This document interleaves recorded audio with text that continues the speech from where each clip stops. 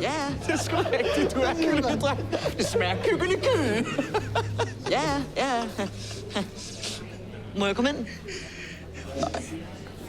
Kyllingedrengen kommer igen. Det er fake. Det passer. Alle kan jo lave sådan noget der på deres telefon. Nej, det kan jeg ikke, for det er ægte. Nu skrider du ikke, ellers så tilkalder jeg politiet. Her har vi målet. Vi har faktisk mega nemt. Spørg jer. Der er 2 skud i bøssen. Altså bare hvis du rammer forkert, ikke? Så Julie på stue 2 skal ned til radiografen og bliver hentet på tøren om lidt. Overlægen hviler ind på stue 18. Hun har dobbeltvagt, så hun har ikke sovet siden i går morges. Ingen skal forstyrre i det næste time, medmindre det er helt akut. Det er vigtigt, at vi ligesom sådan passer på os selv, før vi hjælper andre.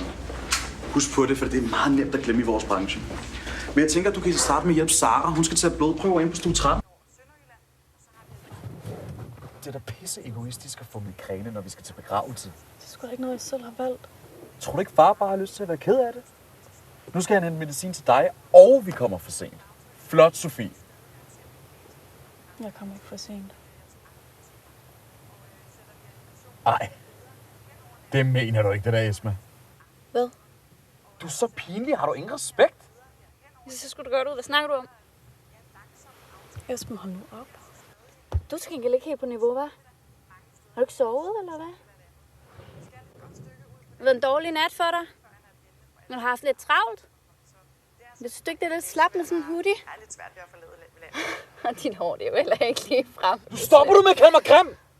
Jeg hensyn til dit damebesøg. Markant, og temperaturer er et godt stykke ned i 40'erne. 40-50 grader. Og lige godt dem der lidt. Jeg har det ikke så godt. Julie er nu Skulle da ikke have damebesøg!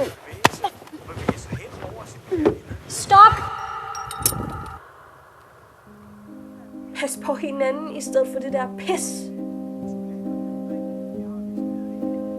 Bare fordi I er ked af det, giver det ikke ret til at slås.